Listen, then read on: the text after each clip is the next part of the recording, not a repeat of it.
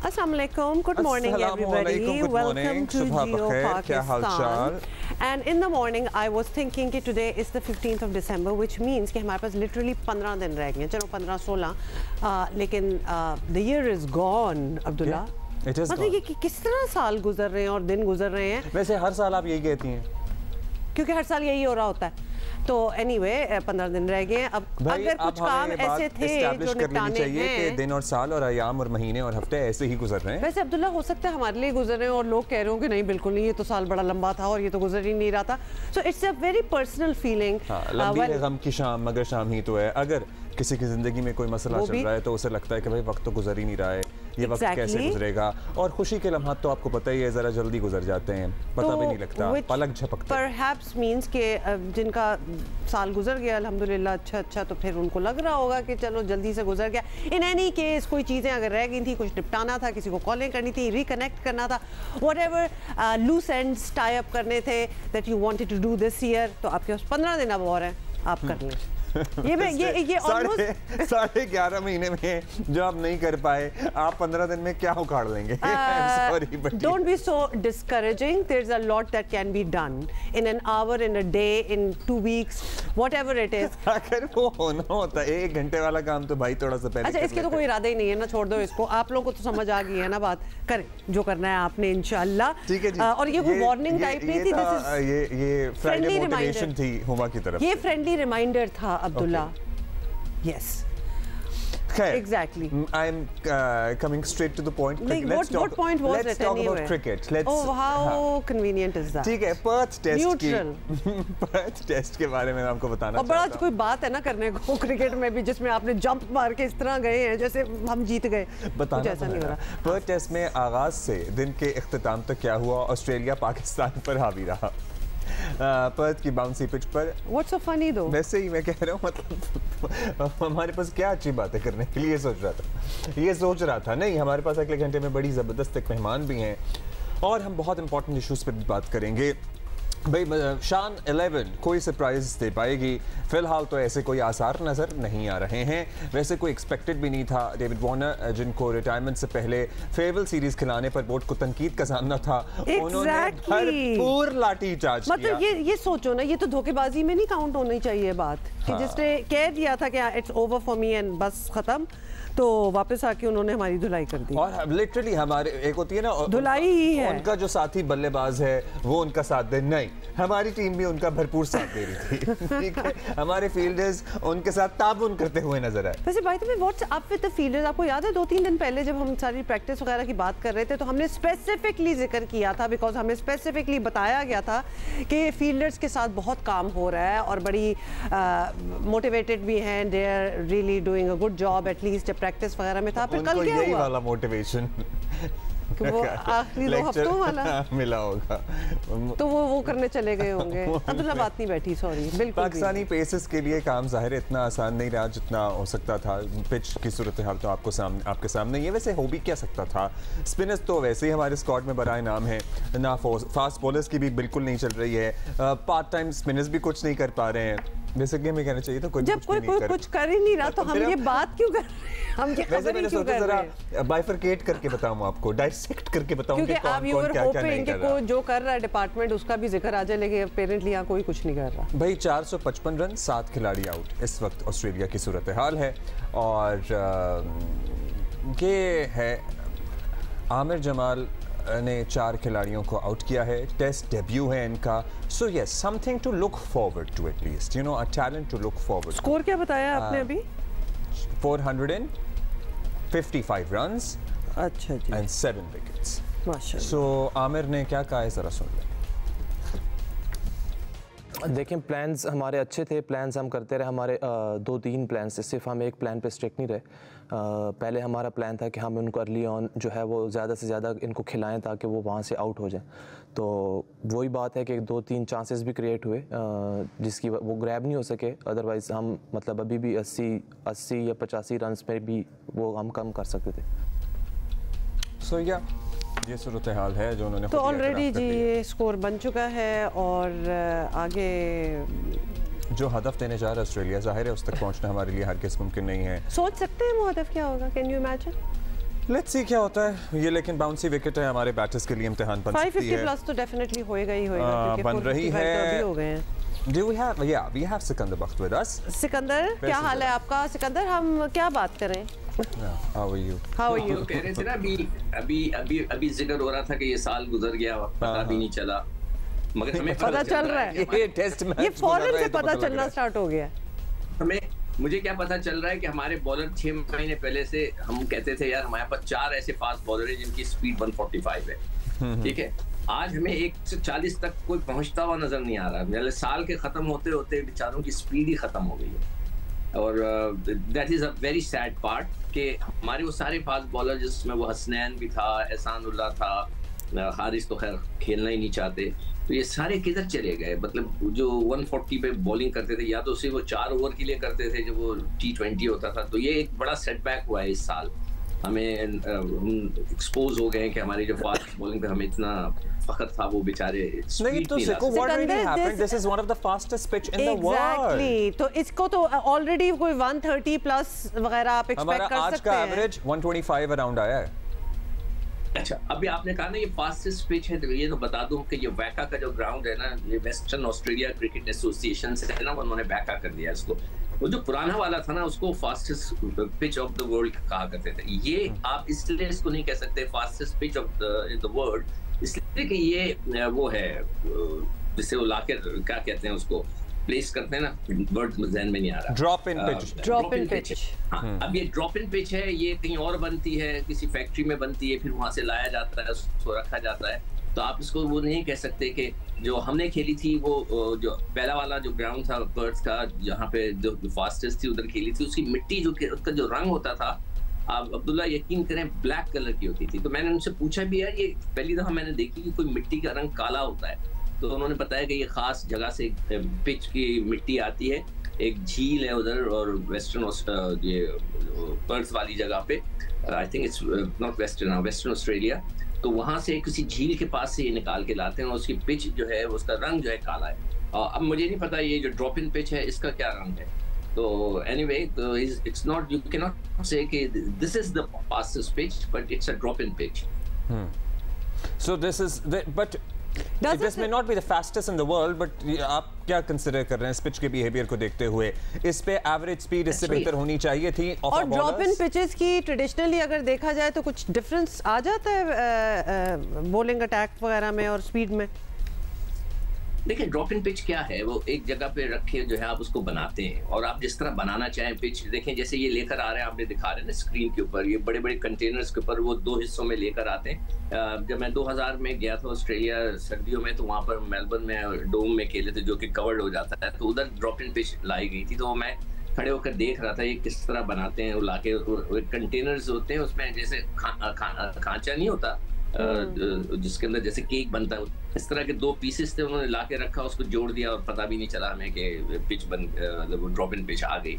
तो आप जब पिच के बिहेवियर की बात करें, देखें इस पिच में हल्की फुल्की मूवमेंट तो है, मगर हमारे बेचारे बच्चे जो है वो पेस पे नहीं कर सके। कल मैंने आमिर जमाल का जिक्र किया था कि ही लुक्स द बेस्ट, उनको मतलब है कि आज भी आपने देखा कि शाहीन शाह अफरीदी वाली गेंद नहीं कर सके जिनकी जितना उनकी रेपुटेशन है, और अभी उनकी उम्र सिर्फ 23 इयर्स है और वो अपना पेस खो चुके हैं। जो पहले पेस थी उनकी 145 से 135 लाइन भी खो चुके हैं अपेरेंटली। कल हम यूसुफ भाई से भी बात कर रहे थे, वो कह रहे थे बड़ा जैसे कहते हैं ना पंजाबी में, बड़ा विरली बॉलें करा रहे हैं, इधर उधर जा रही हैं बॉलें, कहीं 8 ठप्पा कहीं 9 ठप्पा। सो वो एक ही जगह पे गेंद कराना चाहिए। वही तो है कि सारा देखें, जो फील्डर्स कहाँ खड़े होते हैं, फील्डर खड़े होते हैं स्लिप, 3 स्लिपें खड़ी होती हैं, एक गली खड़ी होती है, फिर कवर होता है। ऑन साइड के ऊपर तो 2 फील्डर होते हैं या 3 आ जाते हैं बाद पहले नए बॉल पे, तो आपको अटैक ही ऑफ स्टंप पे करना होता है। और ये रियली सरप्राइज कि क्या है, इधर ही इज नॉट 100% फिट, ये उनकी पेस लूज कर गई है, या कुछ ज्यादा ही ये ओवर कॉन्फिडेंस हो गए हैं कि होता है ना कि जी बस मैं सबसे बेस्ट। ये चीज जहन में नहीं आनी चाहिए ना, इनको कोई वेकअप कॉल दे, इनको कोई झंझोड़े कि भाईजान आप जो है आपकी बॉलिंग वो नहीं रही है, कुछ करें आप, वापस आए आप अपने उस रिदम में। तो ये अब पता लगाना पड़ेगा कि क्या मसला है, वो तो बॉलिंग कोच उमर गुल ही बता सकेंगे हमें। अच्छा हमने ऑब्जर्व किया है, बिल्कुल आपने भी किया है। हाँ, या एक ही बंदा को ऑब्जर्व कर ले कि बेसिकली मेरा ख्याल है सारों ने किया होगा और सिकंदर को तो पता ही होगा कि ये Afridi when he is bowling, उसके बाद जब वो बॉल छोड़ देता है हाथ से तो वो स्टेबल नहीं नजर आ रहा होता, जैसे लड़खड़ा रहा है या something. Is he in form, is he fit, कोई और इशू तो नहीं चल रहा? देखिए, मैंने अगर आप ही के प्रोग्राम में मैं जिक्र कर रहा था कि ये जो ऑस्ट्रेलिया की जो पिचेस होती हैं बड़ी हार्ड होती हैं। मुझे अच्छी तरह याद है कि ब्रिस्बेन में हम टेस्ट मैच खेले थे 82 में, तो मैं और हमारे जो साबिक कप्तान थे वो और सरफराज, हम तीनों उस पे से स्लिप हो गए थे। हालांकि हम स्पाइक्स पहने हुए थे, मगर वो इतनी हार्ड हो जाती है पत्थर की तरह। तो यहाँ पर जो है ना बहुत फिटनेस की आपको, अगर इनको छोटा मोटा कोई ऐसा दर्द है जो कि पैर में, मुझे लगता है कि इनकी नी का इशू था, जब भी वो वर्ल्ड कप में जब ट्राउजर्स को ऊपर करके वो अपनी नी को ट्रीटमेंट दे रहे होते थे, तो उससे मुझे फीलिंग है कि इनकी नी का कोई इशू है। तो जब वो आगे हिट करती है जमीन के ऊपर, वो हार्ड है, तो वो हो सकता है कि उनको वो इतना कंफर्टेबल फील ना कर जितना कि वो पहले कर। हाँ, हमारी फील्डिंग की सूरत हाल पे भी जरा रोशनी डालें आप अब। फील्डिंग की सूरत हाल, आपके पास हर किस्म के कोचेज हैं और कोचेज के असिस्टेंट हैं। अब मुझे नहीं पता कि 2 कोचेस रह गए हैं जो हमें चाहिए। मैं कल लिख रहा था जब आप लोग प्रोग्राम कर रहे थे, उसमें मौका नहीं मिला। एक तो टॉस का, कि टॉस जीतने के लिए कोई कोच होना चाहिए कि पता चले हम कैसे, और एक रिव्यू का कोच होना चाहिए कि हम रिव्यू कैसे लें। हमें रिव्यू बड़े हम गलत लेते हैं, तो हमारे पास कोचेस की भरमार है। तो वहाँ पे देखें, ये वैसे ऑनेस्टली स्पीकिंग अब्दुल्ला और हुमा के ये जो फील्डिंग होती है ना, ये एक इंडिविजुअल का काम होता है, ये उसकी अपनी जिम्मेदारी होती है। वो कितना शौकीन है, कितना उसको प्राइड महसूस होता है एक अच्छा फील्डर बनने में, तो वो एक्स्ट्रा फील्डिंग करता है। अगर आप नहीं करते एक्स्ट्रा फील्डिंग, सिर्फ बॉलिंग की, बैटिंग की और बैग उठाए बातें करते हुए निकल गए, तो वो आप कभी भी इम्प्रूव नहीं करेंगे। फील्डिंग अच्छी करने के लिए आपको अपनी तरफ से मेहनत करनी पड़ेगी। जब मैं टीम के साथ था, इनको फील्डिंग प्रैक्टिस कराता था, Yunus Khan was the only back player, Yunus Khan, जो मुझे लेकर ग्राउंड में चले जाते थे। जब सारी टीम पैकअप कर जाती थी, मुझसे कहते थे यार 50 कैच कराओ। पूरे ग्राउंड के गिर्द वो घूमते थे और मैं बीच में खड़े होकर उनको हर एंगल से जो है उनको कैच कराया करता था। तो वो अकेला आदमी था जो 50 कैच खुद आके करता था। तो ये आपको खुद करना पड़ेगा।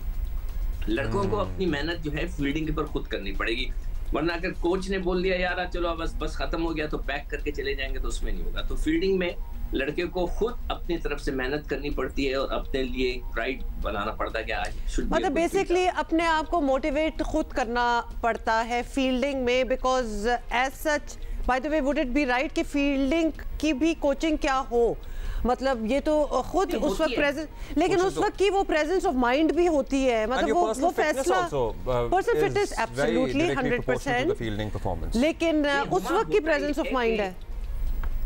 हुमा, जब मैं यहाँ पे कोचिंग करता था बच्चों में, तो कुछ बच्चे बड़े नेचुरल अच्छे फील्डर होते थे, बहुत अच्छा भागते थे, स्लाइड मारते थे, डाइवें मारते थे, खुद ब खुद नेचुरल।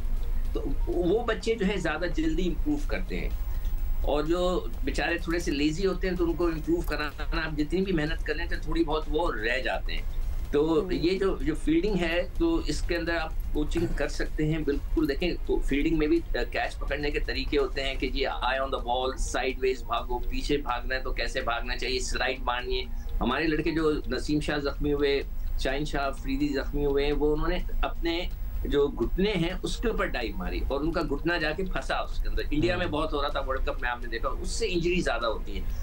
जब आप स्लाइड मारते हैं तो आप थाई के ऊपर मारते हैं, जो आपकी थाई होती है ना उसको रगड़ते हैं, ये टेक्निक होती है। अच्छा, तो if we want to stay relevant in the match, हमें क्या करना है? यहाँ से 472 रन ऑलरेडी हो चुके हैं, 7 खिलाड़ी आउट हैं। मैंने कल भी बोला था, आज मैं फिर बोलूंगा कि अब मैं सिर्फ बाबर आजम को देखना चाहता हूँ कि उनके लिए मैदान जो है वो शतरंज बिछी हुई है, कप्तानी का उनके पास बोझ नहीं है, वो जाएं और एक अच्छी इनिंग खेलें, एक बड़ी इनिंग खेलें। देखिए, जब तक वो बड़ी इनिंग नहीं खेलेंगे, आप सब पे सारा प्रेशर का दबाव, जैसे हुमा कहती है ना, प्रेशर का दबाव बाबर पे ही क्यों हो? It's not as if he is the only one there. Shan Masood is there, Imam is there, everybody is there, मगर सरफराज इज देयर। को दुनिया का सबसे बड़ा हम बैट्समैन समझते हैं, वो रैंकिंग में वो नंबर 1 पे रहते हैं, सारे वक्त टॉप पे रहते हैं, और ये अच्छी पिकते हैं बैटिंग करने की, और इस वक्त उनके ऊपर कोई वो नहीं है, तो हम मेरी नजरें तो उनके ऊपर हैं। मैं बताता हूँ इसकी क्या वजह है, क्योंकि बाबर के चाहने वाले आपको पता ही है पूरे पाकिस्तान में ही हैं। उन्होंने सिक्कू को ट्वीटें बहुत की हैं, मेरा ख्याल है ट्वीटें की हैं, ट्रोल किया है, तंग किया है, क्योंकि बाबर की भी वो फॉलोइंग है, वो सर्टनली फैन फॉलोइंग है जो अगर आप कोई भी जरा सी जायज तनकीद भी कर दें बाबर की परफॉर्मेंस पे तो वो आपके पीछे हाथ धो के पड़ जाते हैं। वो हर किसी की होती है। वो नंबर 1 है ना, तो now this is the time to prove.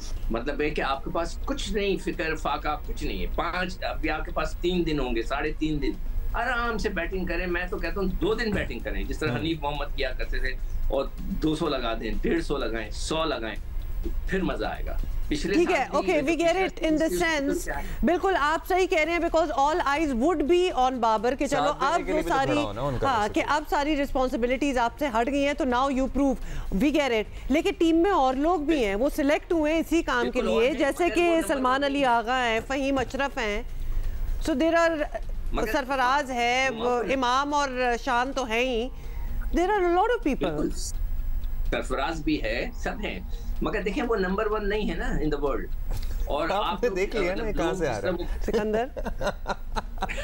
नहीं, मैं तो उसको कह रहा हूं डांस करें, यानी बेसिकली उनके साथ वो लेबल नहीं लगा हुआ तो हम उनकी तरफ देख भी नहीं रहे, यानी वो रन्स लाइन और लाइन डजंट मैटर। नहीं, वो 70 भी करते हैं तो it will be a good score. चलें, thank you Zico for being with us. Thank you. नहीं हुमा, आपने सबके वो वाले फैन फॉलोइंग नहीं होती जो बाबर, मुझे समझ तो आ गई है इस बात की, किस डगर पे चल रहे हैं। अगर सियासत में आ गए तो फिर क्या होगा? अल्लाह, बहुत ही, मैं तो कहती हूँ ना ही आए, दूर रहे सारे। क्योंकि जब आपके फैंस जो है ना दूसरों से बदतहजीबी, बदतमीजी और गालम गलोच शुरू कर दें तो फिर इसका मतलब है कि यस यू हैव। अच्छा, एक चलें, ये तो क्रिकेट था, एक खुशखबरी हम कहें या इसको खुशखबरी ही कहेंगे, बिकॉज डिले आपको पता है जब ऐसी चीजों में हो जाओ। खुशखबरी तो नहीं है, एक हौसला अफजा खबर सर्टनली होगी। हौसला अफजा भी क्या हो सकता है? तो खैर मैं खबरी इसलिए कह रही हूँ because this also needed to be pushed. So अच्छा चलो, व्हाटएवर यू वांट टू करें, what else should we have expected? हाँ, मतलब नीयत तो आपको मेरी समझ आ गई है ना, what I'm saying. So आपको बता दें एक्चुअली बात क्या कर रहे हैं कि 1 साल 2 महीने 22 दिन में ही अदालत ने सारा इनाम केस का फैसला जो है वो सुना दिया है। इस्लामाबाद की डिस्ट्रिक्ट एंड सेशन कोर्ट ने मुजरिम शाहनवाज अमीर को सजाए मौत सुना दी है, तो लिहाजा इस चीज़ की मैं एक पॉजिटिव वे में बात करने की कोशिश कर रही हूँ। 10 लाख जुर्माना भी आयद किया गया है। अदालत ने यह फैसला 9 दिसंबर को महफूज किया था। अदालत ने मुलजिम की वालदा को, जिन पर कत्ल की मावनत का इल्ज़ाम था, बरी कर दिया है, और अदालत ने फैसले में लिखा है कि शाहनवाज अमीर ने सारा इनाम को सर पर वजनी डंबल मारकर ज़रबे लगाएंगे। दोबारा से ये रिपीट करना भी कितना मुश्किल लगता है। आती हैं तो आप कांप जाते हैं, लरस जाते हैं। मुजरिम ने ज़ालिमाना और बेरहमाना कत्ल का इर्तिकाब किया। मुजरिम किसी भी रहम का मुस्तहिक नहीं। सारा इनाम के वालिद और वालिदा भी अदालत में मौजूद थे, जो फैसला सुनकर सर्टनली आप दीदा हो गए। क्या कर सकते हैं, बच्ची तो उनकी चली गई। शाहनवाज अमीर ने 22 सितंबर की रात 2022 की हम बात कर रहे हैं, सारा का कत्ल किया था। फैसले से साबित हो गया है कि सिविल सोसाइटी, मीडिया अगर तवज्जो दिलाए तो पूरा निज़ाम इंसाफ, पुलिस कोई भी केस जल्द निपटाने की सलाहियत रखते हैं। आपको शायद लग रहा होगा कि अभी भी 1 साल से ऊपर का अरसा लग गया, लेकिन ये ज़ाहिर है सज़ाए मौत का मामला है, कत्ल का मामला है, इसमें इतना वक्त लगता है। ये फिर भी बड़ा बर वक्त फ़ैसला हो गया है। मकतूला के वालिद इनामुर रहीम फ़ैसले पर मुतमईन तो नज़र आए, लेकिन ये भी कहा कि उन्हें शक है सारा को कत्ल करने में समीना शाह ने बेटे की मदद की, उन्हें भी सज़ा मिलनी चाहिए थी। हमारे साथ ही हमारे साथ मौजूद हैं सारा इनाम के वालिद इनामुर रहीम, और इनसे एक दफ़ा हम पहले भी अपने शो में बात कर चुके हैं जब केस उस वक्त चल रहा था। समझ नहीं आ रही बात का आगाज़ किस तरह करें, लेकिन एटलीस्ट आपके एक्सपीरियंस और अब रिलीफ ही होगी डेफिनेटली, उस पर बात कर लेते हैं। बेटी का कत्ल एक बहुत बड़ा सानहा और एक बहुत बड़ा धचका, और फैसला अब जो भी आया हो, आपकी बेटी तो ऑब्वियसली अब नहीं वापस आ सकती। अब उस सारे मामले के बाद इंसाफ के हसूल की एक ऐसी जंग जिसमें अदालत में क्या क्या बात नहीं हुई, मकतूला के किरदार से लेकर जो कि होता है आपकी अपनी बेटी से रिलेशनशिप तक की बात हुई, ये सब भी बहुत तकलीफ दे रहा मरहला आपके लिए। किस तरह आपने बर्दाश्त किया, कैसे डटे रहे, उस डिटर्मिनेशन, उस जज्बे के बारे में बताएं। तो आपका सवाल बहुत ही मुश्किल सवाल है।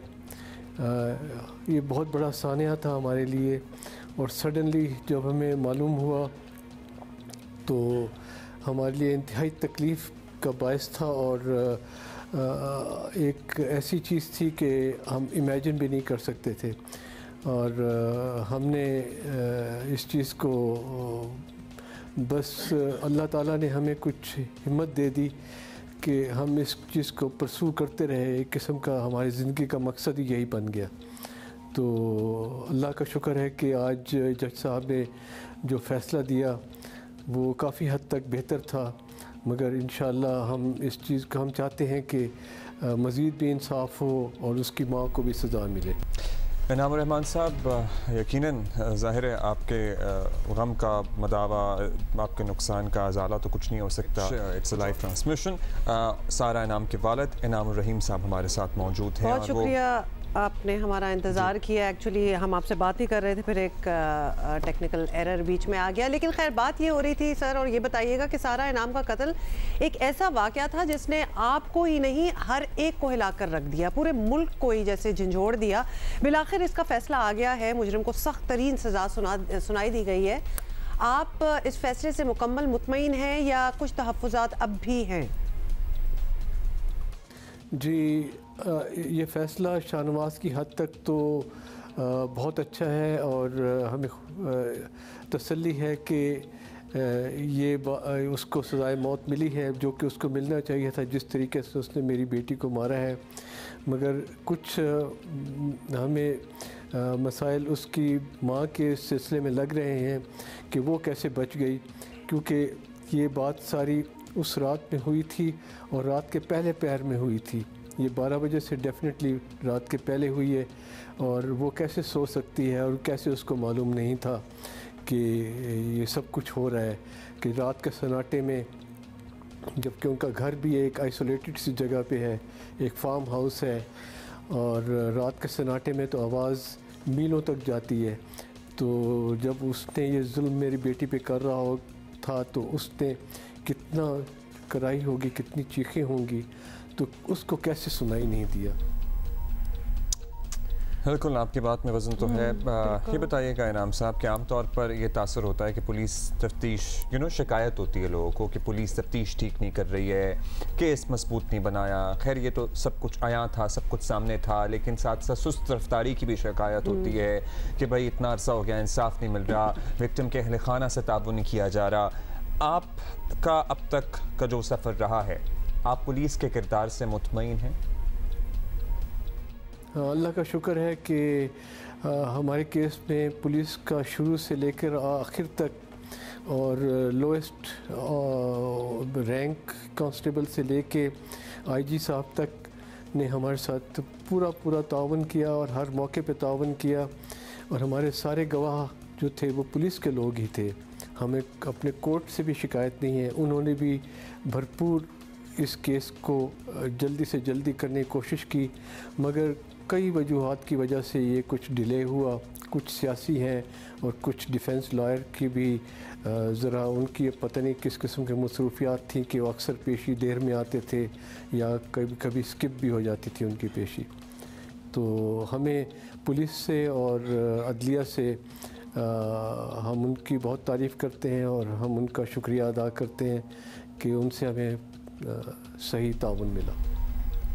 लेकिन अभी सफ़र बाकी है। बिल्कुल सफ़र बाकी है, और इनफैक्ट बहुत से लोगों का जो इस केस को फॉलो भी कर रहे थे, और आप के लिए और इस केस के लिए बड़ी दुआएं भी थी। ये काफ़ी क्लियर है कि बड़ी अदालतों में ये केस जाएगा, अपीलें होंगी, यानी एक तवील कानूनी जंग जो है अब भी बाकी है। तो इस बार शायद आप पर पीछे हटने का दबाव भी यकीनन होगा, एक प्रेशर होगा। तो आप तैयार हैं इस प्रेशर के लिए, सब कुछ जानते हुए अभी आगे कोशिश जारी रखने का पूरा आपका अज़म है, इरादा है? इस पूरे प्रोसेस का हमें मालूम है कि ये काफ़ी लंबा प्रोसेस होता है, लीगल प्रोसेस, और ये इसका पहला स्टेप था।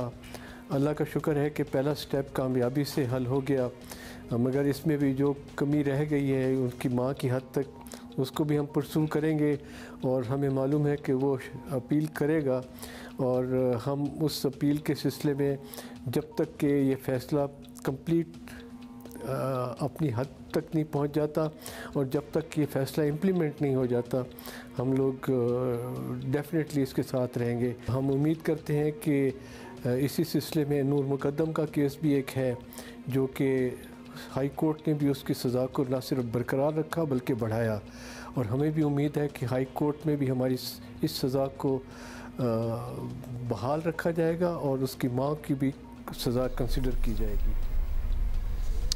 बहुत शुक्रिया इनामुर रहीम साहब। बड़ा मुश्किल है इसके बारे में बात करना, और ऑब्वियसली आपकी तो एक बड़ी तवील एक जंग चल रही थी, और अभी भी आगे जो केस है ये डेफिनेटली अपीलें वगैरह तो होंगी, ये मौका तो नहीं जाने देंगे ना वो। जी बिल्कुल ऐसे ही है, ये अभी मामला चलेगा और तवील चलेगा, लेकिन कितनी मुश्किल की क्या आई डोंट कितनी पता नहीं क्या है ये, क्या What is the right word? हाँ, what is the right While word? you think of the right word, कितने आप बुढ़ापे, आप उम्र के एक हिस्से पे पहुंच जाएं, मतलब आप ज़ईफ़ हो जाएं, बूढ़े हो जाएं, और आपकी औलाद के साथ ये सानिया हो जाए, और आपकी जो बाकी ज़िंदगी बचे आपको कुछ और इसका मकसद नज़र ना आए सिवाय इसके कि आपकी वो औलाद, आपका वो बेटा या बेटी जो इस दुनिया से चली गई है, जिसे ना कत्ल कर दिया गया है, आप सिर्फ उसके कातिलों को इंसाफ दिलवाने की और सज़ा दिलवाने की जद्दोजहद में लगे रहें। What can be a bigger tragedy than this? It is a tragedy. You are in your retirement, जब आपको लगता है कि बाकी ज़िंदगी के बाद सारे चैलेंजेस जो हैं, जिम्मेदारियां भी पूरी होगी, और माशाल्लाह सारा की ज़िंदगी देखते हुए before the tragedy that happened, उससे पहले she was an high achiever, और जो उनकी पर्सनालिटी ट्रेट्स थी सारा की, जो उनकी प्रोफेशन था at the top of her game, वो क्रेडिट गोज़ टू यू। तो लिहाजा ये भी पता चलता है ना कि माँ बाप ने कितनी मेहनत की अपने बच्चों पे, सारा पे। दे मस्ट थिंक कि जी हमने बड़ा अच्छा कर लिया अब अपने बच्चों के लिए। हमारे यहाँ एक आम आदमी की ज़िंदगी तो पहले सेटल होने में, नौकरी ढूंढने में, बिजनेस करने में, गाड़ी लेने में, घर बनाने में, शादी होके बच्चे पालने में, बच्चे पाल के मतलब बच्चों को सेटल करने में, तालीम दिलवाने में, बच्चियों की शादियां करने में, उसके बाद बंदा कहता है कि अब तो रिलैक्स होके अब तो पोता पोतियों और नवासा नवासियों से खेलेंगे भाई बस। हाँ, लेकिन ये मौका डेफिनेटली सारा के वालिदैन को नहीं मिला, और अभी भी हम साथ तस्वीरें दिखा रहे हैं।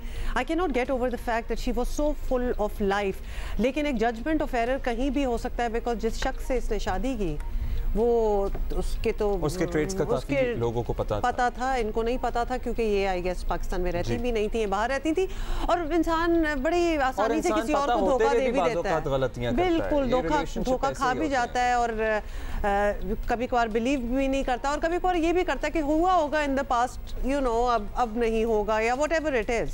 अच्छा, एक बात ज़रा बच्चियां हमें सुन रही हैं, अगर कोई रेड फ्लैग आपको नज़र आ रहे हैं ना, मतलब आपको नज़र आ रहे हैं एक आदमी में टॉक्सिक ट्रेट्स हैं, तो आप प्लीज़ ये अज्यूम ना करें कि आप बदल देंगी उसे, ये तो बिल्कुल अपने जहन से निकाल दें, ये आपकी खाम ख्याली है कि हाँ ज़रा है ठीक नहीं है, ज़रा गुस्से का भी तेज़ है, गालम गलोच भी कर लेता है, कभी हाथ भी उठा लेता है, लेकिन एक दफ़ा शादी हो जाएगी तो मेरी मोहब्बत उसे तब्दील करके रख देगी। ऐसा नहीं होने वाला बहन। ये लड़कियों को बड़ी खुशफहमी होती है कि पता नहीं हम कोई तब्दील कर देंगे, जादू की छड़ी है और सब कुछ हो जाएगा, ऐसा नहीं। अच्छा, ये प्लीज़ यही वाली कहानी जो है ना, ये लड़कों के माँ बाप के लिए भी है, जो सोचते हैं कि हम अपने बच्चे की शादी कर देंगे तो बच्चा ठीक हो जाएगा, सही राह पे आ जाएगा, गुस्सा मैलो हो जाएगा, या जो चीज़ें होती हैं कि जो काम आपसे ना हुआ पूरी ज़िंदगी, आप कैसे समझ सकते हैं कि एक लड़की आएगी कोई जादू की छड़ी लेके तो नहीं आ रही ना कि आपका बच्चा जो है वो संभल जाएगा। एज इट इज़ ये रीज़न जो है, ये वजह जो है बच्चों की शादी के लिए कि ये संभल जाएंगे और ठीक हो जाएंगे, ये इन इटसेल्फ गलत है। तो लिहाजा प्लीज़ सारे अपने आप को पहले ठीक करें, अपनी थेरेपीज कराएं, और फिर किसी और को उसमें मुलव्वस करें, वरना ये रिस्पॉन्सिबिलिटी अगले पे डाल देना, this is so wrong, this is unfair, this is wrong, it never works out। और पता है क्या, हमारे यहाँ ना लोग बिला वजह डरते हैं किसी थेरेपिस्ट, साइकेट्रिस्ट, साइकोलॉजिस्ट के पास जाने से। इतने हमारे दोस्त, मैं कहता हूँ यार you know it's okay to seek help. अगर वो कह देगा हम पागल हैं, अबे भाई कोई नहीं डॉक्टर वैसे अगर वो कह देगा कि पागल हैं तो क्या आपको दिल में पता नहीं था कि आप थोड़े से पागल हैं? खैर एनीवे, कोई डॉक्टर ये नहीं कहता, वैसे कभी भी ऐसे नहीं होता, you know, just don't be afraid and besides seek help. मतलब किसी तरीके से अगर कोई मैथ का प्रॉब्लम ना आपको सही आ रहा हो, जॉब के लाले पड़े हो या व्हाटएवर, शादी के लिए लोगों की मदद मांग रहे होते हैं, तो ये भी एक चीज़ है, अपने आप को रिफॉर्म करने के लिए मदद लें। अगर आप किसी से मदद मांग लेंगे और ना आपको किसी को लेबल करना चाहिए, सो ये बात भी जहन में रखनी चाहिए। खैर इस पे आपकी क्या राय है? आप जियो पाकिस्तान टीवी पे हमें लिख के बताइएगा। जी ज़रा मौसम की सूरत हाल मालूम करेंगे अक्रॉस द कंट्री, क्योंकि हमें लग रहा है कराची की सुबह ज़रा ज़्यादा चिली होना शुरू हो गई है। लाहौर वगैरह में तो ठंड काफ़ी आ गई है, लेकिन हमारे यहाँ अभी भी यू वुड नॉट बिलीव हल्की स्पीड पे ना पंखा चल रहा है। Not at mine anymore. हाँ आप शायद बहुत ज़्यादा, But in any case फिर भी मौसम जो है वो टेम्परेचर हैज ड्रॉप्ड। दिसंबर का महीना चल रहा है, जाहिर है ऐसे और क्या एक्सपेक्ट करें। पहाड़ी इलाकों में तो पंखे तो कम से कम बिल्कुल एक्सपेक्ट नहीं किए थे मैंने, लेकिन चल रहा है, मैंने चलाया हुआ था रात को। वो फिर आपके और इश्यूज चल रहे हैं। नहीं और भी, और किसी के घर पंखा चल रहा है यहाँ पे? हल्का पंखा नहीं देखा, किसी के नहीं चल रहा है भाई, दोपहर में चल रहा है। हाँ दोपहर को हो जाता है। अच्छा बात ये, वैसे तो दिसंबर है और ख़ास तौर पे कुछ इलाके तो आपको पता है कि ठीक ठाक किस्म की पहाड़ी इलाकों में बर्फ़बारी हो रही है। ये कुछ स्टनिंग विजुअल्स हम आपके साथ शेयर कर रहे हैं। जब आप कंफर्टेबल हो ना सर्दी में, मतलब आपके पास कुछ आग शाग ऑन और गर्मी लग रही हो, तो फिर ये मनाजिर बड़े खूबसूरत भी लगते हैं। लेकिन जब ना हो इस किस्म की चीज़ तो नथिंग लुक्स गुड। गज़र चलते हैं मेरा ख्याल है, चलो और देखते हैं कि आप वहाँ कितना कंफर्टेबल होती हैं। गज़र में बहुत ठंड पड़ रही है। जावेद इकबाल हमें बता रहे हैं फ्रॉम देयर। आई वुड गो।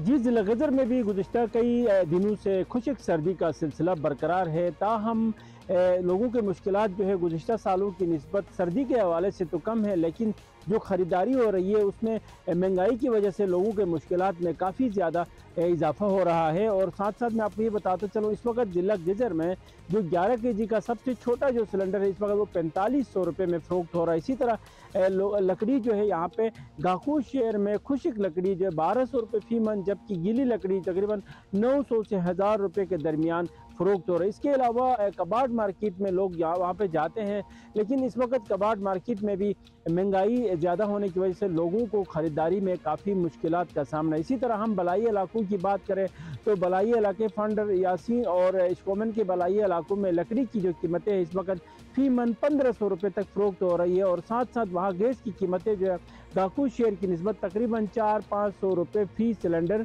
वहाँ पे ज़्यादा कीमतें वसूल की जा रही है, जिसकी वजह से बलाई इलाकों के लोगों को भी ख़रीदारी में काफ़ी ज़्यादा मुश्किलात का सामना है। महंगाई की वजह से यहाँ के लोग सर्दियों के लिए जो इस्तेमाल की चीज़ें हैं उनकी ख़रीदारी के हवाले से काफ़ी ज़्यादा परेशान नज़र आते हैं। जी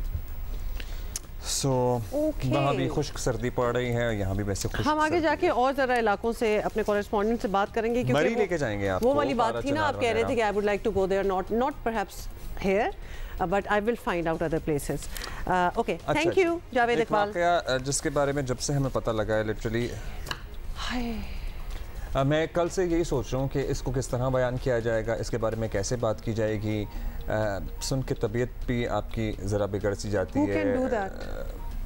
सुने आप, वाक़या ये है कि कत्ल का ये वाक़या मुज़फ़्फ़राबाद के इलाके खानगढ़ में पेश आया है, और मुज़फ़्फ़रगढ़ के गालिब एक्चुअली इलाके। और हमारे लिए बड़ा मुश्किल है इस पर बात करना भी, रूह काँप जाती है इंसान की। इस कदर इंसान एक वैशी दरिंदा जानवर भी, मेरा ख्याल है तो वैसे तो जानवर बड़े अच्छे होते हैं, जानवर तो इंसान को जानवर कहना तौहीन है, नहीं कर सकते। मतलब सफाकी की तमाम हदें इंसान अबूर कर दे। और बच्चे तो वैसे ही बच्चे होते हैं, उन पे तो सभी को प्यार आता है। हुआ ये कि एक इंसान ने अपने एक रिश्तेदार के 3 बच्चों को अगवा किया, 2 बच्चों को ज़िबा करके उनका गोश्त पका कर खाया, और यही नहीं, उस इंसान ने, उस शख्स ने बच्चों का पकाया हुआ गोश्त था उसको तकसीम भी किया। मतलब इसी से आगे नहीं बात हो रही। और ये कल मैं सोशल मीडिया में पढ़ी थी, मतलब इट्स बहुत ही खतरनाक। एक तो नंबर 1 अपने रिश्तेदारों के बच्चों को, 3 भाई बहनों को उठाया, 3 भाई बहनों को, और मेरा ख्याल है कि उन भाई बहनों को एक दूसरे के सामने ही ज़िबा भी किया होगा, और फिर उनके टुकड़े टुकड़े करके उनका गोश्त हांडी में पकाया, खाना बनाया, उसका वो खाया, वो पका हुआ खाना, और कुछ कच्चा गोश्त जो है वो बांट दिया। एक बच्चा जो है वो बाज़ियाब हो गया। एक बच्चा बच उसकी क्या जिंदगी होगी, उसने क्या देखा है। इन एनी केस हमारे कॉरेस्पॉन्डेंट हमारे साथ हैं, मेरा ख्याल है नहीं बात कर सकते, हमारे साथ ही हैं अदनान मुश्तबा जो हमें ज्वाइन कर रहे हैं। पुलिस क्या समझ पाई है अब तक बाय द वे अदनान इस वाक़े को लेकर? ये कब हुआ एग्जैक्टली, और क्या मुल्ज़िम ने बताया है? क्या वजह थी, क्यों उठा लिया उन्हें? 8 दिसंबर को 3 बच्चों को इसी जगह से मोज़ारफ गहरेवाइन है, यहाँ से अगवा किया गया। यहाँ से बिलाल नामी उन्हीं का रिश्तेदार अपने मोटरसाइकिल पर बिठाकर कमात के खेत में ले गया और 3 साला जो अब्दुल्ला है उसका सफाकाना तरीके से उन बच्चों के सामने कत्ल किया गया। बाद 2 बच्चों को वो एक मकामी ज़िम्मेदार के डेरे पर यह कह कर ले गया कि ये बच्चे उसके अपने हैं। अगले दिन उसने जो मुलजिम है उसने 1.5 साला जो हफ्ज़ा है उसका बेईमाना तरीके से कत्ल किया। मकामी ज़िम्मेदार को शक गुजरा उस बात पे कि अली हसन ने जो उधर काम करने वाले मजदूर हैं उन्हें ये बात बताई कि ये जो शख्स है ये उसका वालिद नहीं और उसके जो भाई जो बहन है और जो कज़न है उसका कत्ल किया गया है। जिसके बाद मकामी ज़िम्मेदार ने बच्चों के वालिदैन को आगाह किया, तब पुलिस इन्वॉल्व हुई और पुलिस ने जो इनके बच्चों के जो वालिदैन हैं उनके साथ उस जो है छापा मारा उस डेरे पर और उसके बाद जो बिलाल है उसे गिरफ्तार कर लिया गया। अच्छा, अब ये थोड़ी सी कन्फ्यूजन हमें है क्योंकि अब हमें ये पता चल रहा है कि सूरत हाल कुछ ऐसी है कि सब बच्चों का कुछ पता नहीं और उनकी तलाश भी हो रही है। एक तो मिल गया है, एक का गोश्त मिला है, बाकी थोड़ी सी कंफ्यूजन है। तो गिरफ्तार शख्स जो है वो ताउन कर रहा है, कुछ बता रहा है कि क्या हुआ। इस वक्त सूरत हाल ये है कि हिफ्ज़ा के हवाले से पुलिस को बाकायदा कोई कामयाबी हासिल नहीं हो सकी। सारी जो सर्च ऑपरेशन है वो अली हसन के बयान के बाद ही आगे बढ़ाया जा रहा है क्योंकि जो मुलजिम है वो अपनी गिरफ्तारी के बाद से ताहाल पुलिस को कुछ बता नहीं सर रहा और पुलिस को जो अदम तामुन उसकी तरफ से है उसका सामना है। इसके अलावा आपको ये भी बताता चलूँ मुलजिम की तरफ से बार बार जो ड्रामा किया जाता है, बेहोशी का ड्रामा किया जाता है, तबीयत ख़राबी का ड्रामा किया जाता है और गूंगे बहरे होने का ड्रामा किया जाता है। तो पुलिस इस सारे मामले में बेबसी का शिकार है। पुलिस का कहना है कि अली हसन ने जहां जहां निशानदेही की वहां वहां पर छापे मारे जा रहे हैं। जो इस दरबार का बताया गया उस दरबार के इर्द गिर्द के तरफों में भी सर्च ऑपरेशन जारी है। इसके अलावा जिस जगह पर इन बच्चों को रखा गया, जिस डेरे पर, उसके इर्द गिर्द के अतराफ के इलाकों में भी पुलिस का सर्च ऑपरेशन जारी है, लेकिन ताहाल पुलिस को कोई कामयाबी हासिल नहीं हो सकी। पुलिस का दावा है कि जल्द वो जो हफ्ज़ा के मुतालिक उन्हें उम्मीद है कि जल्द उन्हें कामयाबी। Thank you Adnan Mustafa. Definitely मज़ीद क्लैरिटी चाहिए होगी इस केस के हवाले से, लेकिन जब आपके बच्चे घर में कहीं नहीं मिल रहे हों तो मैं तो कहूँगी कि ऐसा अलार्म बजाएं, ऐसा हल्ला बोलें कि क्योंकि ये कोई छोटी मोटी बात नहीं है। 3 बच्चे आपके घर से गायब हो जाएं तो आप इंतज़ार कर रहे हो कि अभी आ जाएंगे। बच्चों को आप कैसे किसके हवाले कर सकते हैं? कैसे जो सामने आया, कल सुप्रीम कोर्ट पाकिस्तान ने सख्ती से हिदायत की थी इलेक्शन की ताख़ीर से मुताल्लिक़। अब कोई बात नहीं होनी चाहिए, इलेक्शन हर सूरत 8 फरवरी 2024 को ही होंगे, मगर क्या कीजिए कि नए ज़मीनी हक़ाइक़ इलेक्शन में ताख़ीर के खदशात बढ़ा रहे हैं। ये सब कुछ हुआ है PTI की दरख्वास्त पर, जिसे लाहौर हाई कोर्ट ने मंजूर करते हुए ब्यूरोक्रेसी के जरिए इलेक्शन करवाने का इलेक्शन कमीशन का नोटिफिकेशन मुअत्तल कर दिया था। बाय द वे 2013 का इंतखाब PTI की जो अब दरख्वास्त में मौक़िफ़ है ना कि जुडिशरी के थ्रू कराया जाए, वो जुडिशरी के थ्रू ही हुआ था, जिस पे इमरान खान साहब 3 महीने पता नहीं सैकड़ों दिन धरना दिए, कंटेनर पर चढ़े रहे थे।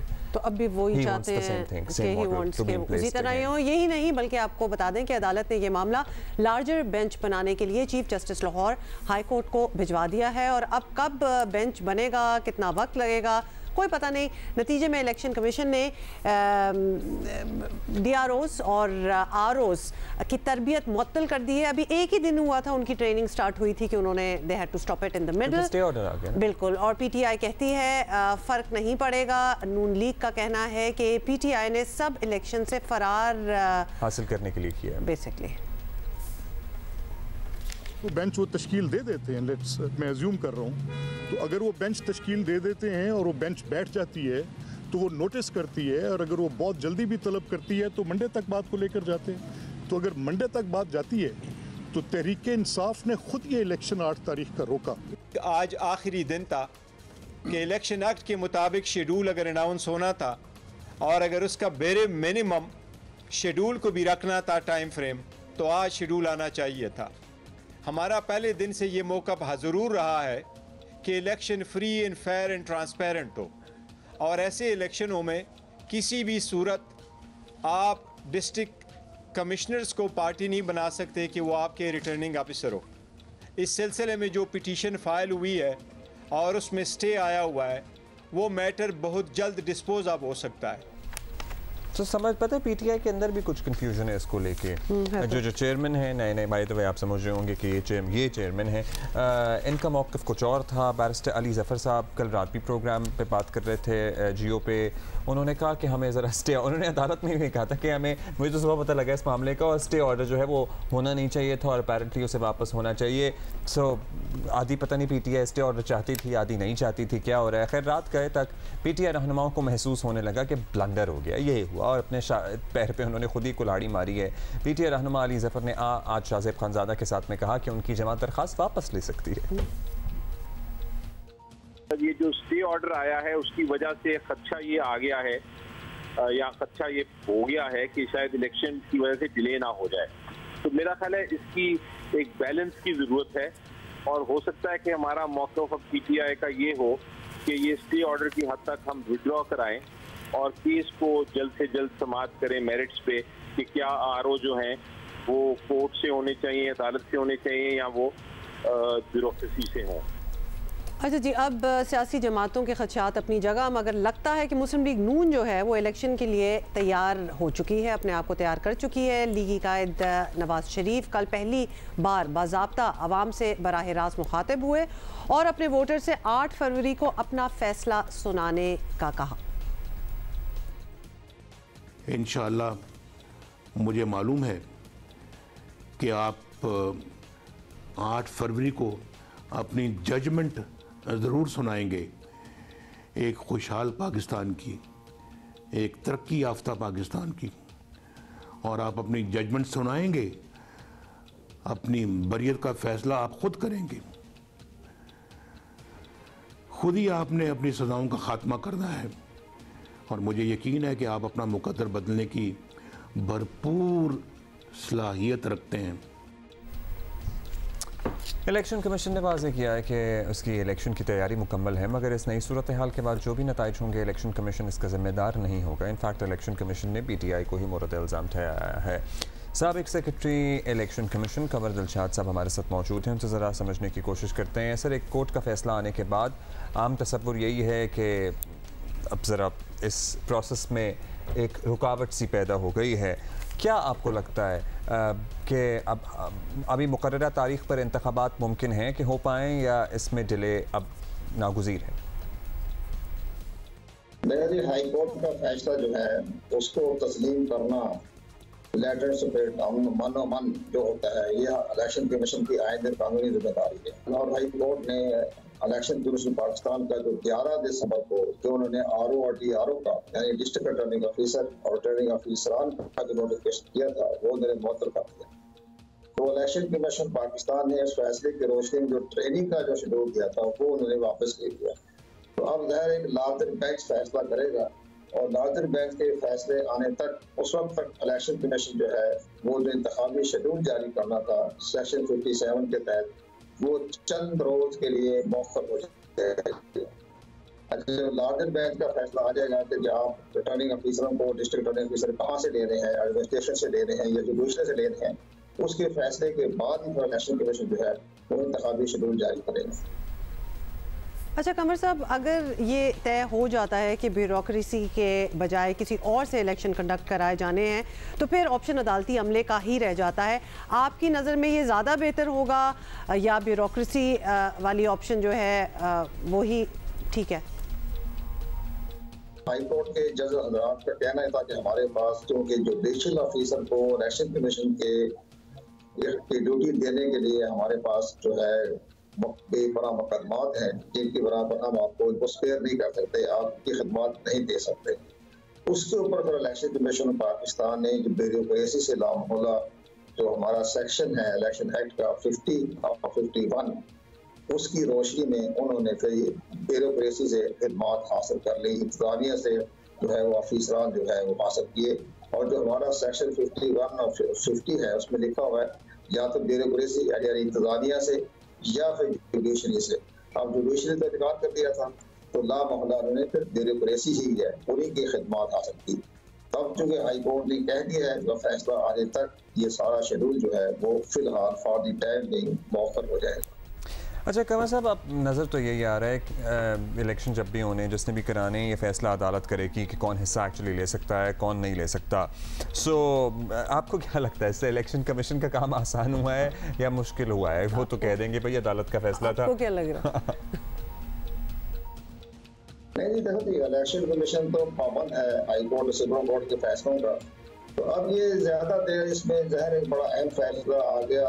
जिन्होंने दरखास्त गुजारने, दरखास्त भी बहुत लेट थी, उसको चाहिए था कि 1-2 महीने पहले, जब इलेक्शन कमीशन बार बार प्रेस कॉन्फ्रेंस के जरिए बता रहा था कि हमें जुडिशरी से जो है वो ऑफिसर जो है वो नहीं दिए जा रहे, तो उनकी अपनी मजबूरियां हैं, तो उस वक्त हाई कोर्ट में जाना चाहिए था। अब एट द 11th आवर, जबकि 16 दिसंबर को इंतखाबी शेड्यूल जारी हो रहा था और 8 फरवरी को इलेक्शन भी होने हैं, तो ऐसे मौके पर हाई कोर्ट जाना जो है ये हमारी समझ से बाहर, हाई कोर्ट नहीं जाना चाहिए था। लेकिन हाई कोर्ट मौजूद जज है, उनका फैसला जो है उसको तस्लीम करना हर शहरी का और हर इदारे का फर्ज है।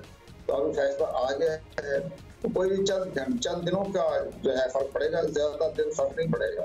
अब अगर लार्जर बेंच ने फैसला कर दिया मंडे तक, ट्यूजडे तक, तो फिर इलेक्शन कमीशन पाकिस्तान के सबसे तमाम जुडिशरी अफसरान की खिदमत हासिल करके उनका रिटर्निंग अफीसर और डिस्ट्रिक्ट अटॉर्नी इसका नोटिफिकेशन कर देगा। तो चंद दिनों का फर्क पड़ेगा। अगर ये 8 फरवरी को इंतखाब नहीं होते तो मेरा ये ख्याल है कि 11 फरवरी को इंतखाबात हैं। चलें ठीक है, ओके, लेट्स सी। कमर दिलशाद साहब बहुत बहुत शुक्रिया, साबिक सेक्रेटरी इलेक्शन कमीशन। एक और हम पर्सपेक्टिव भी लेंगे, सीनियर सहाफ़ी उमर चीमा हमारे साथ हैं। उमर चीमा, अब वैसे तो ऑब्वियसली सियासी रहनुमा पहले ही ये बातें कर रहे थे, लेकिन अब लाहौर हाई कोर्ट का एक फ़ैसला आने के बाद एक जेन्युइन खदशा महसूस किया जा रहा है कि इलेक्शन की तारीख जो है वो आगे जा सकती है। तो ऐसा हुआ तो इस बार तहरीक इंसाफ के सिवा और कौन जिम्मेदार होगा इसको आगे करने का? अच्छा, पहली बात तो ये है कि ये खदशा मुझे तो लगता है कि अब हकीकत में बदल ही जाएगा। उसकी वजह यह है कि इलेक्शन कमीशन ने जो अपने शेड्यूल को बहुत टाइट किया हुआ था कि किस तरह हम जल्द अज जल्द इलेक्शन करा सकते हैं कि हल्का बंदियों का अमल भी मुकम्मल हो जाए और उसके बाद हम कोई वक्त ज़ाया किए बगैर हम इलेक्शन कराएँ, और उसके लिए उन्हें कम अज़ कम 54 दिन का टाइम चाहिए था। अब उनका इरादा यही था कि इतवार को इलेक्शन शेड्यूल का ऐलान कर दिया जाए ताकि सोमवार से आगे वो पहला दिन तस्वर हो। 54 दिन उनके पास कम अज़ कम टाइम चाहिए, उसके मुताबिक वो पहला दिन तस्वर हो। और उससे पहले उनके लिए एक जो रिटर्निंग ऑफिसर्स हैं उनकी ट्रेनिंग कराना भी ज़रूरी थी। अब मामला रुक गया है, ट्रेनिंग मुअत्तल हो गई है। ट्रेनिंग कराए बगैर इलेक्शन शेड्यूल का ऐलान नहीं हो सकता। बाकी जो लाहौर हाई कोर्ट का फैसला है वो भी जो एक रुकनी बेंच ने फैसला किया वो यही किया है कि उन्होंने मामला आगे चीफ जस्टिस को भेज दिया जी कि इस पर एक लार्जर बेंच तश्कील दिया जाए। जो जुमेरात के दिन तक लार्जर बेंच की तश्कील नहीं हुई थी, इसका मतलब है कि हाई कोर्ट भी कोई ज़्यादा जल्दी में नज़र नहीं आती। तो अगर ये मामला इधर ही लेट हो जाता है तो आप ये समझें कि जो 8 फरवरी का दिन मुकर्रर किया हुआ है या जिसकी इलेक्शन कमीशन ने सुप्रीम कोर्ट को कहा कि हम उस दिन इलेक्शन करा देंगे, वो होता हुआ नज़र नहीं आ रहा। अब इसका ज़िम्मेदार कौन है? इसका सबसे ज़्यादा इसका जो जिम्मेदारी है वो तो पीटीआई को लेनी पड़ेगी, क्योंकि उनकी पिटीशन ही इस्तेमाल हुई है और औरों का भी हिस्सा है bye the way. So 54 days का जो वो डेडलाइन है ना, वो जो टाइम फ्रेम है वो मंडे से शुरू होना था, लेकिन अब नहीं हो पाएगा क्योंकि ज़ाहिर ट्रेनिंग जो है वो रुक गई है। अब चीमा साहब, नवाज शरीफ साहब की बातें सुन लें, जरदारी साहब की, तहरीक इंसाफ के रहनुमाओं की, बजाय सभी पूरे एतमाद हैं और कह रहे हैं कि भाई इलेक्शन वक्त पर होने चाहिए, लेकिन सियासी हालात सामने रखे हैं। आपकी नज़र में इलेक्शन डिले होता है, अगर जो आप कह रहे हैं कि खदशा दुरुस्ती साबित होता हुआ नज़र आ रहा है, किस जमात को फ़ायदा होगा और कौन नुकसान में रह सकता है? मेरे ख्याल है कि इसका फ़ायदा अगर किसी को हो सकता है तो वो पीटीआई को हो सकता है। पीटीआई को फ़ायदा ये हो सकता है, इन अ सेंस के कोई ऐसी गारंटी नहीं है कि उनको फ़ायदा होगा, वो ये है कि वो कोई मज़ीद टाइम बाय कर सकते हैं कि शायद कोई 1 माह तक, यानी कि अगर कोई ताहीर हो जाए तो उससे उनके लिए कोई सूरत हाल बेहतर हो जाए जो कि बज़ाहिर नज़र नहीं आती। इसी का मैं ये जो बात कर रहा हूँ इसका एक दूसरा पहलू भी ये देखने का अंदाज़ ये भी है कि इमरान खान पर जो जारी केसेस हैं, अगर किसी केस में उनको नाअहल करवाना मकसूद है तो अगर वो कोई मुकदमा कोई ताहीर का शिकार हो रहा है अदालती कार्रवाई की वजह से, कोई उनके एतराज़ात के सबब, तो वो दूसरी साइड को टाइम मिल जाएगा कि ताकि वो मुकदमा उसको भी कंक्लूड कर सकें, और इमरान खान को अगर कोई सज़ा देना चाह रहे हैं ताकि वो इलेक्शन का हिस्सा ना बने, तो फिर ये भी है। दूसरा एक फ़ायदा ये हो सकता है कि जो PTI का इंट्रा पार्टी इलेक्शंस की वजह से जो मामला चल रहे हैं इलेक्शन कमीशन में, अगर वो तय नहीं होते तो उनको इंतहाबी निशान नहीं मिलेगा। इनका मामला जब तक हल नहीं होता तो इनको इंतहाबी निशान नहीं मिलेगा, तो लिहाजा इनको अगर कोई इसमें तहीर हो जाती है तो उनको ये फ़ायदा भी है कि उस तरह से ये मामला अपना इनका कंक्लूड हो जाए और इनका इंतहाबी निशान मिल जाए, और उस दौरान जो है ये बाकी मामला जो है रिटर्निंग ऑफिसर वाला इशू जो है ये भी तय हो जाएगा। और राइट, क्लियरली फिर PTI को ही फ़ायदा होगा, लेकिन वो कितना लॉन्ग टर्म होगा या फिर what it will translate into, वो भी सारों के सामने ही है। उमर चीमा, अब ये इलेक्शन जब भी हो और जिस तरीक़ेकार के तहत हो, इसमें अदालत का एक बड़ा किरदार होना तय हो गया, ये तो हमें नज़र आ रहा है। तो क्या इसके बाद ये तवक्को रखी जा सकती है कि इस इलेक्शन के नताइज, जो भी इसका नतीजा निकलेगा, उस पर सभी जमातें और सभी मुबस्सरीन मुकम्मल मुतमईन होंगे? ये आप इमेजिन कर सकते हैं? ये तो वैसे इस मुल्क में क़यामत आ जाएगी ना कि सारे जो हैं वो मुतमिन होंगे, ये तो कभी मुतमिन नहीं होंगे। ये आप देख लें कि जौन सा भी इलेक्शन हुआ है, मेरा नहीं ख्याल, बल्कि इसको तो एक सियासी एक नाअहली समझी जाती है कि एक पार्टी अगर इलेक्शन में पीछे रह जाती है या शिकस्त हो जाती है तो वो नताइज को तस्लीम कर ले। ऐसा नहीं हुआ, ये 2018 में भी नहीं हुआ, 2013 में भी PTI ने इशू किया हुआ था, 2018 में जो फजल रहमान साहब हैं वो सबसे आगे थे, बाकी जमातें भी कह रही थी कि धांधली हुई है। इस दफ़ा भी होगा, और अनफॉर्चुनेटली हमारे मुल्क में कोई बड़ी को मुतवाज़न किस्म की डेमोक्रेसी भी नहीं है। बाज़ एक पार्टी फेवरेट हो जाती है, बाज़ दूसरी हो जाती है, तो लिहाजा जो फेवरेट नहीं होती तो वो उनको तो इतराज़ रहते रहता है। तो इस दफ़ा भी यही इतराज़ात तो मौजूद होंगे, जिसने हारना है उसने इलेक्शन को धांधली ज़दा ज़रूर करार देना। Thank you Cheema ji, thank you. लेकिन कल बैरिस्टर अली ज़फ़र ये कह रहे थे कि भाई जब उनसे शाहज़ेब खानज़ादा ने पूछा कि 13 में ऑब्वियसली इमरान खान साहब मोतरस थे, इफ्तिखार चौधरी साहब उस वक्त के जो चीफ जस्टिस थे उनको मोरद इल्ज़ाम ठहराते थे, फिर 18 में जो हुआ पूरी PDM जो है, PDM क्या है जो अपोजिशन है, तो इस वक्त की उनको एतराज़ था, वो कहते थे इलेक्शन नहीं सिलेक्शन है। तो अली ज़फ़र साहब ने कहा कि भाई इट इज़ हाई टाइम कि हम सब जो है इलेक्शन के नताइज को तस्लीम करना शुरू करते हैं। तो आपका मतलब है अब ये टेस्ट है? मुझे लगता है कि फिर भी नहीं, जो PTI के बानी है आई गेस वो नहीं, और अगर जुडिशरी के थ्रू भी होते हैं तो आपको पता ही है कि इस वक्त चीफ जस्टिस काजी फैज़ ईसा हैं, and they also have a history. Basically कहने का मतलब है कि अज़म जो किया होगा लास्ट टाइम की, जी जो भी रिजल्ट्स आते हैं, वर्डिक्ट आता है इलेक्शंस का, वो वी शुड ऑल एक्सेप्टेड, क्योंकि उस वक्त उनके लिए फेवरेबल था। अब लेट्स सी, आई डाउट, बिल्कुल उमर चीमा सही कह रहे थे कि क़यामत ना आ जाए अगर सारे मान जाएं कि बिल्कुल ठीक हुआ है जी। एनीवे, हम सेफर टॉपिक्स पे चले जाते हैं, ऐसी बातों के बाद ना मौसम पे बात करते हैं, ठीक है? और मुजफ्फराबाद हम जा रहे हैं, और नहीं मुजफ्फराबाद क्यों जा रहे हैं, हम सवात नहीं जा रहे हैं। चलें जी, सफात चलें आप। खूबसूरती दिखाएं ना कोई, मुझे आई नीड समथिंग टू सी। महबूब अली ही दिखा सकते हैं, फिर खूबसूरती, उनका नाम भी महबूब है। ओके महबूब जी बिल्कुल, स्वात के सयाहती और बाला इलाकों वादी कालामा और मलम जब्बा में जब मौसम सरमा का आगाज़ होता है तो यहाँ पे न सिर्फ बर्फबारी बहुत ज़्यादा होती है, बल्कि रात को जो दर्ज हरारत है वो नुक़्ता जुमात से भी नीचे चला जाता है। इस वक्त आप मेरे बैकग्राउंड में भी देख सकते हैं कि हम मलम जब्बा के इस मकाम पर मौजूद है, और यहाँ पर जो गिरने वाला पानी है वो यकीनन जम गया है। शदीद तरीन सर्दी है यहाँ पर, और इस सर्दी का अंदाज़ा आप इस बात से भी लगा सकते हैं कि यहाँ पर जो गिरने वाला पानी है वो जगह जगह पर जम गया है। शदीद तरीन सर्दी है, और यकीनन इस सर्दी का मज़ा लेने के लिए सयाहों की बड़ी तादाद जो है वो मलम जब्बा के मुख्तलिफ इलाकों का रुख भी कर रहे हैं। ताहम यहाँ पर जो इंतज़ामिया है उनकी तरफ से तमाम सयाहों की एडवाइजरी जारी कर दी गई है कि वो तमाम सयाह जो कि सियाहती मकामात का रुख करना चाहते हैं तो वो अपने जिस्म को डाम कर रखे, अपने जिस्म को गर्म कर रखे, क्योंकि सर्दी का अंदाज़ा आप इस गिरने वाले पानी से भी लगा सकते हैं कि अगर गिरने वाला पानी जम सकता है तो यकीनन बहुत ज़्यादा सर्दी है। इसलिए वो तमाम लोग ख़ासतौर पर बच्चों को डांपना बहुत ज़रूरी है अगर आप स्वाद के सयाहती मकामात का रुख करना चाहते हैं। अच्छा, ये जो बता रहे थे ना कि पानी जब गिर रहा होता है वो गिरते गिरते जमना स्टार्ट हो जाता है, वो इतना कोई स्टनिंग लगता है, मतलब ये आप देख भी रहे हैं स्क्रीन पे दोबारा, क्योंकि वो जिस तरह होता है आइसिकल्स वो बन जाते हैं पतले पतले। ट्राउट भी खा रहे हैं लोग इस मौसम में यार। ऑब्वियसली आप तो खाना ही देख रहे होंगे, लेकिन मैं ज़रा ये जगह भी देख रही हूँ और बर्फ़ भी देख रही हूँ।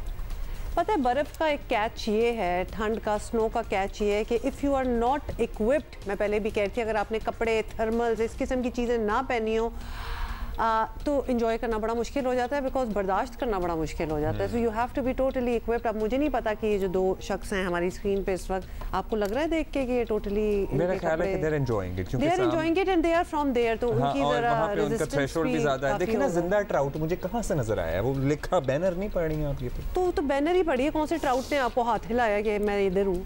बैनर तो हर जगह आपको पता है लगे होते हैं। मिल जाती है वैसे ट्राउट में। मैं बताऊं, एक बात बताऊं, sorry, maybe an unpopular opinion, it is overhyped I believe. But I just thought that you wanted to have it. You just said it. I don't mind having it, but इसमें एक तो बहुत मुझे लगता है कि ज़रा बड़े साइज का ट्राउट कम मिलता है। एक तो ज़्यादातर छोटा मीडियम साइज होता है, 1 किलो भी मुश्किल ही होती है।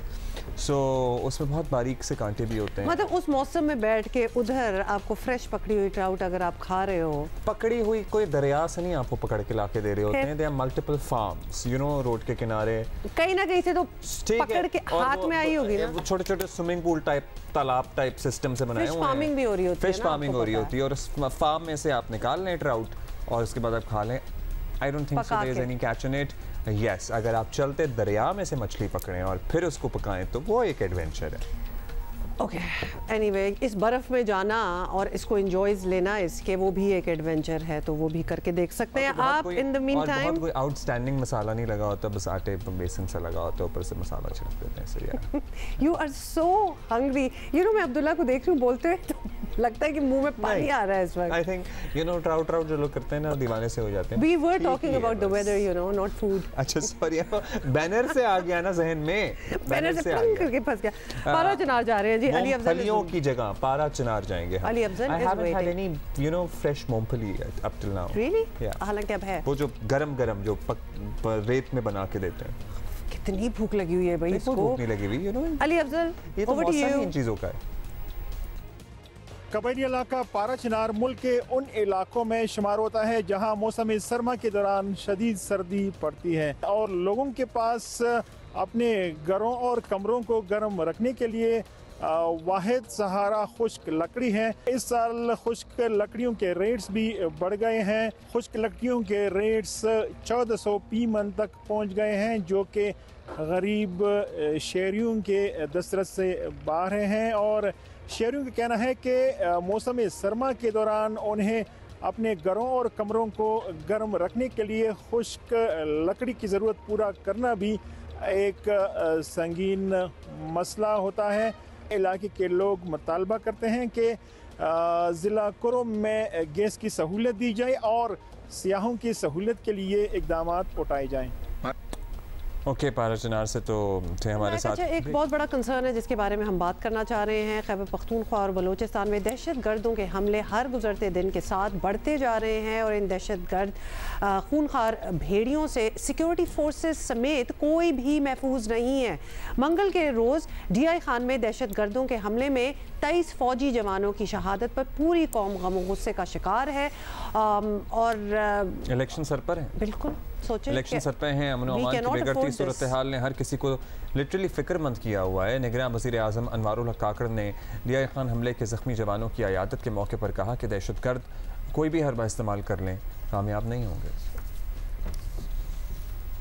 लावर हैं उन बदबख्तों को ये मैं बताता चलूँ कि ये जंग आप ऑलरेडी हार चुके हैं। इंशाल्लाह ये जंग जीती हुई है और ये रियासत पाकिस्तान ने जीत ली है ये लड़ाई।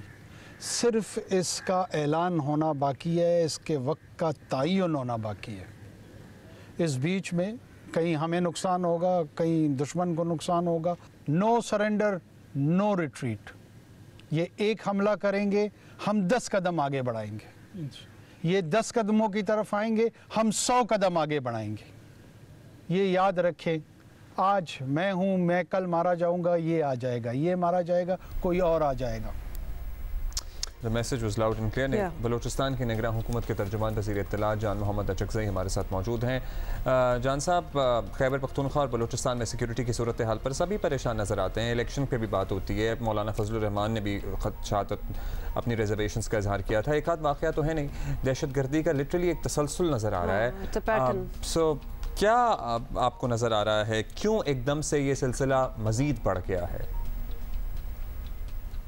देखिए इस वक्त वाकई सिक्योरिटी का एक बदतरीन मंजरनामा हमारे सामने उभरा है। इसका 2-3 वजूहात हैं। पहली बात ये कि अफ़गानिस्तान में जो मौजूद सेंचुरीज़ हैं उनका एक बराह रास्त ताल्लुक़ है पाकिस्तान में दहशतगर्दी की इस बढ़ते हुए लहर के साथ। वहाँ पे सेंचुरीज़ मुनज़्ज़म तरीके से ऑपरेट कर रही हैं। वहाँ पे जो अफ़गान तालिबान हैं उनके कमांडर्स जो हैं टेररिस्ट्स का जो नेटवर्क उनको सपोर्ट कर रहा है। उनको अमेरिकन असला जो है वो सप्लाई हो रहा है और वो फिर पाकिस्तान के ड्यूरल लाइन जो बॉर्डर हमारा उससे क्रॉस करके दहशतगर्द पाकिस्तान के अंदर हमले करते हैं।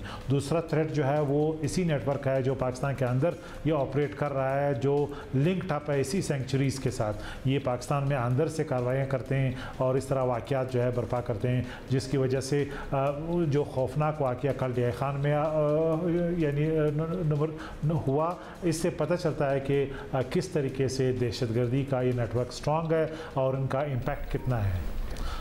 अच्छा, इस बात से बड़ा क्लियर है कि निगरान हुकूमत के सामने अमन व अमान कायम रखना अब एक बहुत बड़ा चैलेंज बनता जा रहा है। 2-4 दिन से ये बहस हो रही है कि फौरी तौर पर एक ग्रैंड ऑपरेशन का सोचा जाना चाहिए। तो निगरान हुकूमत और आपकी राय क्या है इस बारे में? देखिए मेरी ज़ाती राय है, ये लाजमी बात है, एक इसके लिए काइनेटिक रिस्पांस तो चाहिए।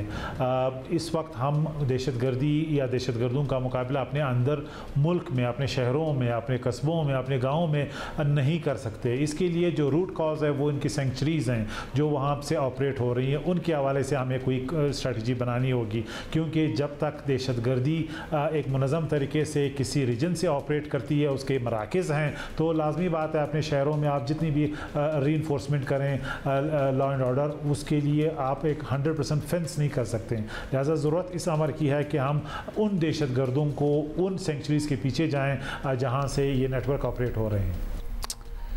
जान चकसई साहब, बहुत बहुत शुक्रिया for speaking with us. Balochistan की निगरान हुकूमत के तर्जुमान हमारे साथ थे। अच्छा जी, एक ब्रेक लेंगे। ब्रेक के बाद हमारे साथ मौजूद होंगे स्टूडियो में Miss Universe Pakistan Erica Robin. और उससे पहले हम ज़रा मरी के हालात दिखाना चाहते हैं आपको, क्योंकि मौसम का हाल हम डिस्कस कर ही रहे हैं। तो मरी से हमें बता रहे हैं जी आबिद अब्बासी, होपफुली कोई खूबसूरत विजुअल्स हो। हल्का कौसार मरी में मौसम सरमा का आगाज़ बाकायदा हो चुका है। इस वक्त मैं कश्मीर पॉइंट पे खड़ा हूँ। धूप है मगर इसके बावजूद यहाँ शदीद सर्दी है और आसमान पे हल्के हल्के बादल भी छाए हुए हैं। देही इलाकों में फोग आ गई है जिसकी वजह से देही इलाकों में शदीद सर्दी है और देही इलाकों में मौसम सरमा में महकमा जंगलात की तरफ से सूखती लकड़ी रियायती नक्शों पे दी जाती थी, मगर इस साल महकमा जंगलात ने देही इलाकों में सूखती लकड़ी की सप्लाई बंद कर दी है, जिसकी वजह से देही इलाकों का आवाम को सर्दी से बचने के लिए शदीद मुश्किलात का सामना हो रहा है। ये खूबसूरत था, अभी मुझे अच्छी लगी है। अच्छा जी, लेकिन ज़ाहिर है सर्दी से बचने के लिए मुश्किलात तो हैं और या चैलेंजेस हैं। लकड़ी भी महंगी है, गैस वगैरह का भी निज़ाम मुतासर है, वो भी महंगी है। There is so much beauty in our set, on our set this morning. अच्छा जी, मैं एक बात करना चाहता हूँ। मिस यूनिवर्स, मिस वर्ल्ड के पैजेंट्स हमने बचपन से लिटरली देखे हैं, हेडलाइनों में भी चलते हैं, फॉलो भी किए हैं, जो अक्रॉस द बॉर्डर से हमारे बनते थे, उन वो हीरोइनें भी हमारी फेवरेट रही हैं।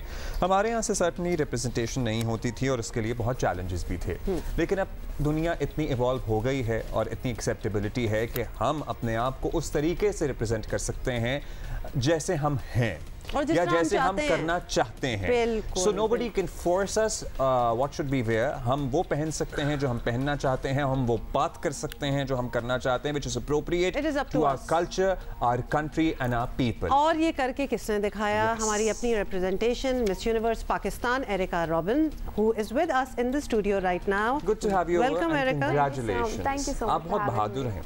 आप बहादुर भी हैं और आपने बड़े ज़बरदस्त तरीके से ये बड़ा एक अननेसेसरीली कंट्रोवर्शियल जो इस चीज़ को ब्यूटी कॉन्टेस्ट और इन चीज़ों को बना दिया जाता है, वेयरएज आपने करके दिखाया कि बड़ी डिग्निटी के साथ भी कर सकते हैं। ये फैसला कब लिया आपने? ये फैसला जब मुझे पता चला था कि Pakistan is on the list, तो वो दिमाग में आ गया था दैट ठीक है, if I am representing my country, मैं उसको उसी हिसाब से रिप्रेजेंट करना चाहूँगी ताकि ये जो है कंटिन्यू रहे और पहली और आखिरी दफ़ा नहीं हो। तो वो that was always in my mind. That's very responsible of you. लेकिन ये आइडिया कि मैं मिस यूनिवर्स पेजेंट में जाना चाहती हूँ, क्योंकि जाना तो बहुत लड़कियां चाहती होंगी, कोई ये तो एक बचपन की ड्रीम होती है। जी जी जी। तो ये किस तरह हुआ इन अ नटशेल? ये एक्चुअली मैंने एक्सपेक्ट नहीं किया था क्योंकि Pakistan was never on the list, लेकिन जब मुझे पता चला तो to be honest I just applied ऐसे ही हंसी मजाक में। कोई मिस यूनिवर्स कॉन्टेस्ट हो रहा है, आई विल जस्ट अप्लाई। हाँ apply, I mean I was like there is no harm in applying, बस ये नहीं पता था कि हो भी जाएगा। तो I think it was written in the destiny, लिखा हुआ था जो तो बस। And then you got shortlisted and you got selected. What was it like? बंदा डर भी जाता है कि मैंने तो मजाक में किया था, अब तो ये आ ही गया है तो कुछ करना पड़ेगा। मेरे साथ एग्जैक्टली ऐसा ही हुआ था क्योंकि जब मैंने अप्लाई किया और मेरा फर्स्ट इंटरव्यू था, आई वाज लाइक ओ अब तो ये हो रहा है, अब मैं क्या करूँगी। तो उसके बाद जब मेरी फर्स्ट इंटरव्यू क्लियर किया, सेकंड इंटरव्यू क्लियर किया, उसके बाद जब मेरी मीटिंग थी with my national director, I told them कि this is Pakistan because my national director is a Filipino. तो मैंने इनको बताया कि पाकिस्तान है और मैं ये हमारे कल्चर्स एंड नॉर्म्स हैं, तो अगर मैं रिप्रेजेंट कर रही हूँ क्योंकि पहली दफ़ा होगा तो मैं इन चीज़ों को फॉलो करना चाहती हूँ। तो उन्होंने कहा दैट्स एब्सोल्युटली फाइन ना, हमारे पास ऑप्शंस हैं एज एन इंडिविजुअल, क्योंकि पाकिस्तान में मिस यूनिवर्स होता नहीं है तो मुझे भी इस बात का आइडिया नहीं था कि आपको ऑप्शंस दिए जाते हैं। No one forces you to wear और रिप्रेजेंटेड इन अ वे कि आप कंफर्टेबल नहीं हैं। बड़ी आपने अच्छी बात इधर की है। फॉर ऑल द नेसेयर्स हम बता दें, वो एक होता है ना एक्सपेक्टिंग कि आप अगर जा रहे हैं इस किस्म के पेजेंट में तो आपको ये करना पड़ेगा। किसी को कुछ करना नहीं पड़ता जब तक वो करना ना चाहे। वो जमाना वैसे ही नहीं किया, आप फोर्स कर ही नहीं सकते किसी को। आपको कोई फोर्स नहीं कर सकता, आपकी विलिंगनेस होती है।